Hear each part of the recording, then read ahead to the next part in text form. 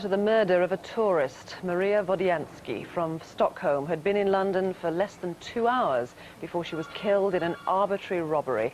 This is an appeal to the killer himself, to his friends and relatives, and to a London cabbie who couldn't possibly have realised what his passenger had done.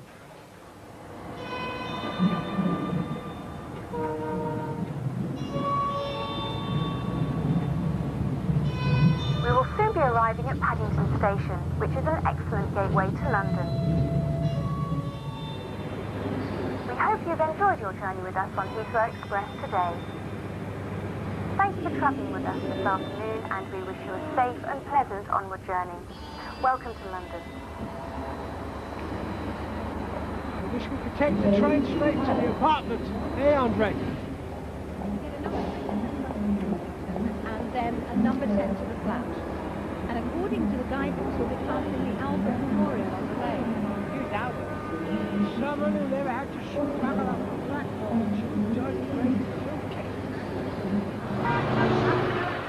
The family was staying near the Royal Albert Hall, and having taken a bus to Kensington Church Street, they walked into Kensington High Street to catch a number 10 towards Knightsbridge.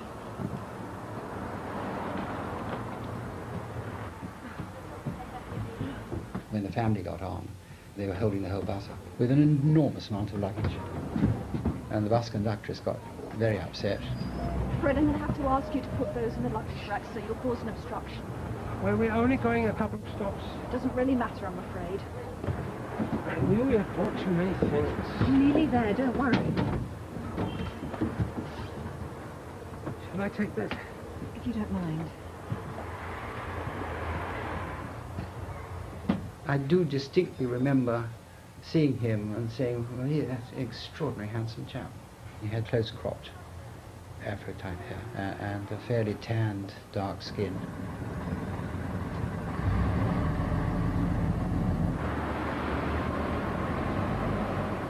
He had this sort of acridine features. He was just staring straight ahead of himself. He didn't look at anybody in the eyes.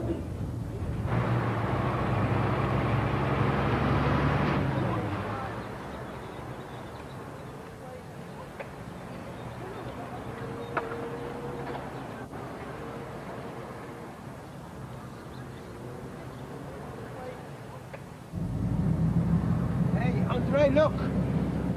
Over there, see? The memorial, that's Albert's.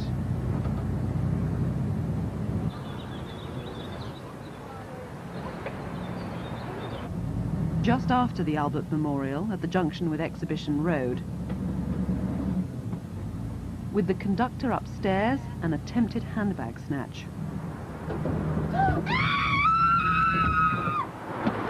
Her head went the most awful crack on the road. Did you see what that man just did? I jumped off. A van came along.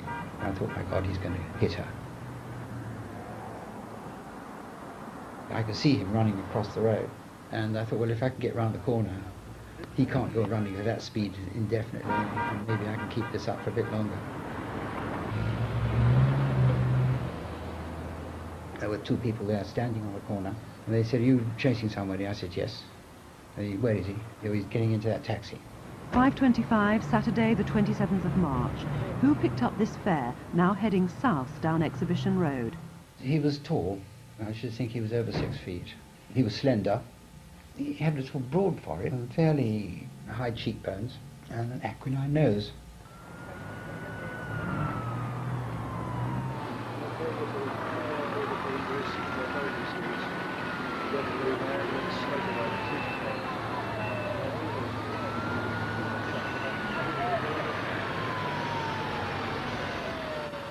Well, David Shipley, a tragic situation. Now, this was a busy Saturday afternoon in central London, lots of shoppers and tourists obviously around.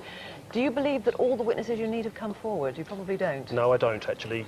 I do know that the number 10 bus that afternoon was extremely busy, very full of people, and only a few people have come forward so far. I would like to take this opportunity to appeal to passengers on the bus that day to either contact the studio here this evening or the incident room at Paddington Green Police Station. Right, now what would people have noticed about this man who committed this awful attack? Well, we're not entirely sure where he actually got onto the bus, but we think it may have been outside the Royal Garden Hotel in Kensington Road. What we do know is that he travelled standing or sitting next to the victim on the lower deck of the bus when it travelled east along Kensington Road. He's a light-skinned black man, possibly of mixed race, maybe North African extraction. He's about 6 foot in height and slim build, aged about 30 perhaps to 35 years of age. He had very close cropped black hair. He was smartly dressed according to witnesses, possibly in brown clothing, maybe even a suit. And what may be significant is that on the right side of his face there may be a mole or a skin growth to the right of his right eye. That's a very distinctive description, and as we heard from one witness, he was a good-looking man. Apparently he was. Now, when he ran away from the incident, remind us of the route that he took. Yes, he jumped off the bus and ran back along Kensington Road.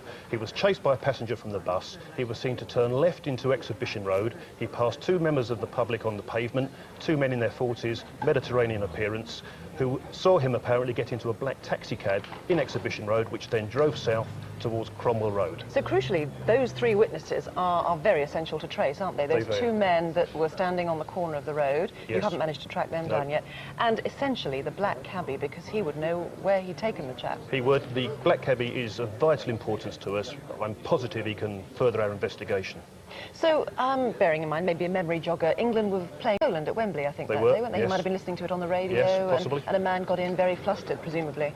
Very flustered. He'd run some distance and very fast, so he would have drawn attention to himself. About 5:20 to 5:30 on right. Saturday, March the 27th. Thank you. 0500 600 600.